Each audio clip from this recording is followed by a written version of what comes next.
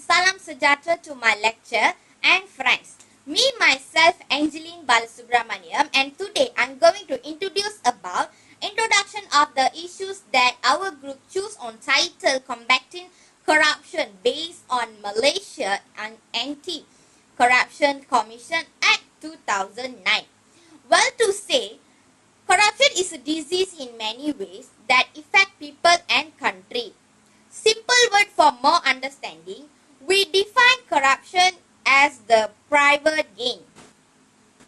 The issues that related to corruption is corruption can be categorized as a global phenomenon and it almost impossible to combat with. Some people are no more longer feel shame to engage in corrupt practice, including our country. The number of cases has progressively increased. There are some of the issues related to corruption. First, growth and business operation that distort incentive it to misallocate the resource. This behavior create inefficiency and undermine of effective of the public expenditure. Next, corruption came with long-term impact on the development of country as undermine and aim the integrity of legislation by allowing people entrusted with position to bypass or modify regulation of their own benefit. For example, politics involved with corruption. At this point, they have power to manipulate and regulatory environment and develop ineffective policy that give incentive for specific individual or business. Furthermore, corporation also have a huge impact on the rule of law. It's no matter who, where, when, and how much it show to public.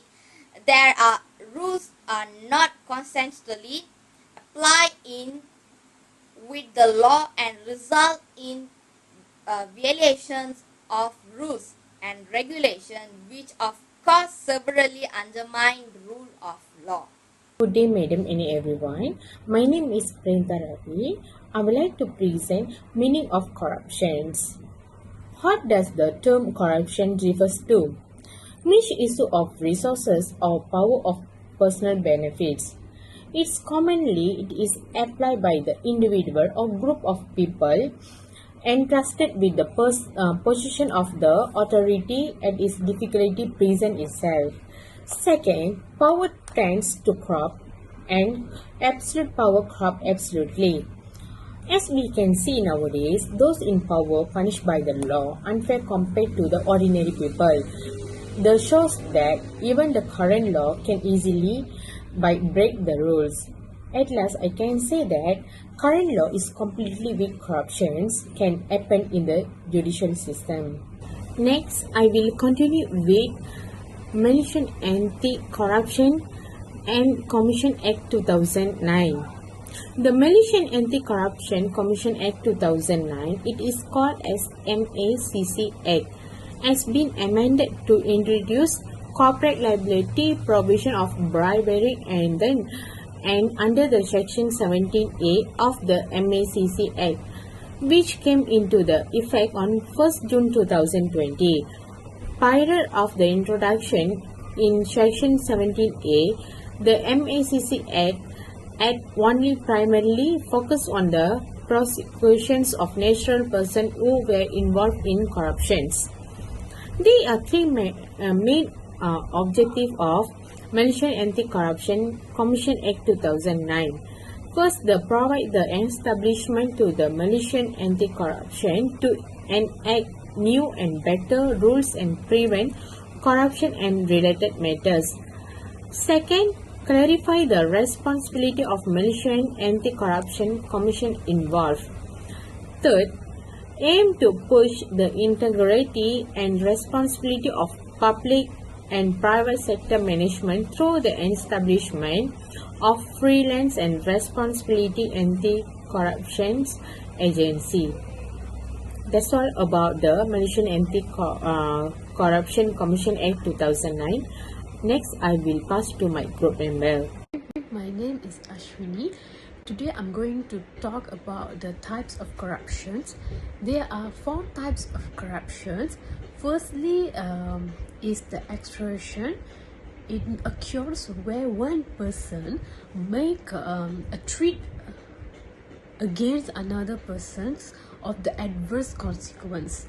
This can be charged under the Penal Code of 383 of the criminal law. Secondly is a fraud. Fraud is a misappropriations or statement fraud.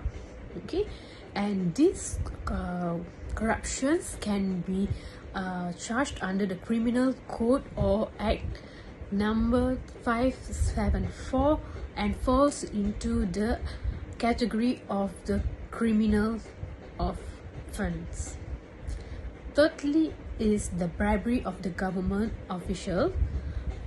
This is the misuse of the power by the government officers to allow another person to use their network. And causes are the main reason why every year corruption is increasing tremendously. And the example of the causes are the reception of bribe tends to bribery is an unethical practice as it increases wealth inequality and regimes. As an immoral act, bribery should be prosecuted even in countries in which it is an acceptable practice.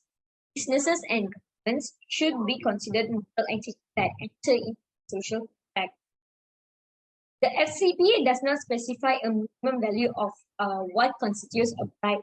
The classification of a bribe is based on the cap, and we find the gift, not the value of the gift itself.